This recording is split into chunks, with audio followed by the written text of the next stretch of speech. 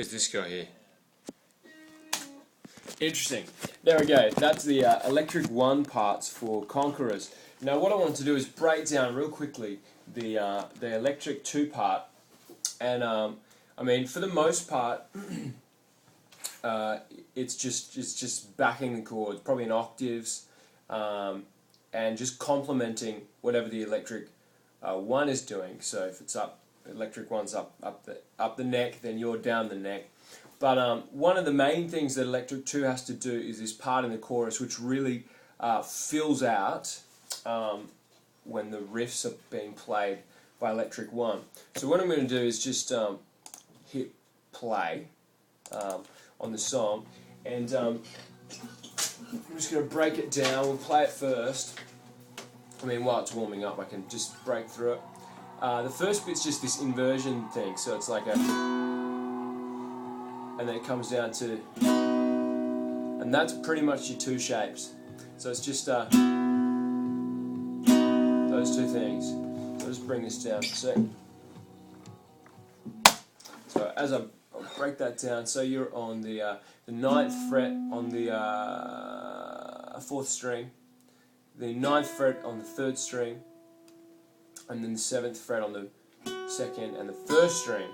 Now the only difference with the 2nd shape is that you bring, say if your pinky's on that 3rd string on the 9th fret, you just bring that down 1 semitone. So it's like a, like that.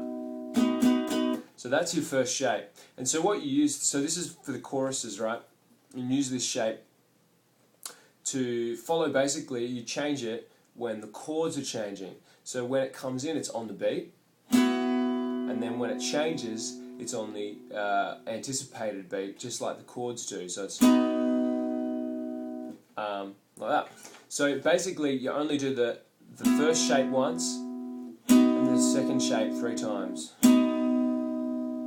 and then you're back on the other. So let's just play that, and I'll show you how it goes. But it's really, it just really fills out. Here we go. 2, 3, and. So that's just really simply playing it. But you'd be.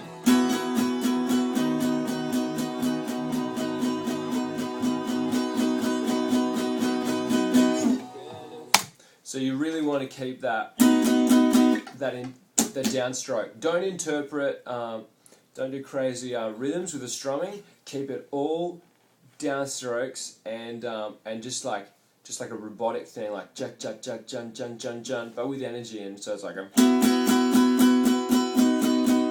Because what happens is if you're interpreting that rhythm into something else, then it's just going to be running into the bass line rhythm, and we want to keep that as featured as possible. So in order to feature that, the guitars must adhere and just stick right to that staccato, dun, dun, dun, dun. So that sounds like this crazy movement's going on in the bass. So that occurs in the choruses. So every time there's a chorus, you're on the beat and then anticipated, anticipated, anticipated, anticipated. So play that. Don't play the chords on the chart. Play that in the choruses. Then the only other section is in the dance. Section. Now I think you can actually probably use this in the intro. Like say that there was it's in the full-on intro when everyone comes in. You could use it in the dance section, and then you could use this at the end in the outro. So you could use that when the electric 1 uses the intro or the dance riff, sort of thing. So that, which is the. And you'd be doing this. So what you want to do is do a G sharp minor bar chord, but up the neck, and a 7th, if you will. So it's right up there. So your finger is on the 11th fret on that A string, then it's on the 13th fret on the D string. You're leaving the bar there for the 7th, so that's on the 11th fret on that G string. Then it's on the 12th fret for the B string, and then because you're barring it, 11th fret on the E string. So that's the shape. But what you're going to be doing is not hitting that A note, so you're just hitting from the D string down. And what you're doing is, basically, you'd want to bar it, because what you're going to do is lift these two fingers off. So you're just like, so it sounds like this.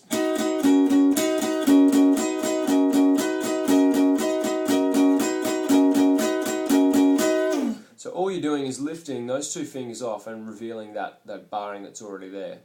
And you're not playing that A note, that 11th fret on the A note, as if you would with a G sharp minor. You're just not playing that note, you're just from the D string down. But that's just to help you get the shape.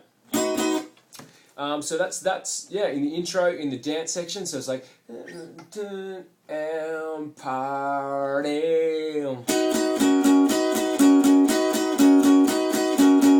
So you don't play the chords on the chart for that, you just play that part, and the bass is doing the chundering from down undering, and it's and altogether it'll be fantastic, and it sounds great, and it locks in.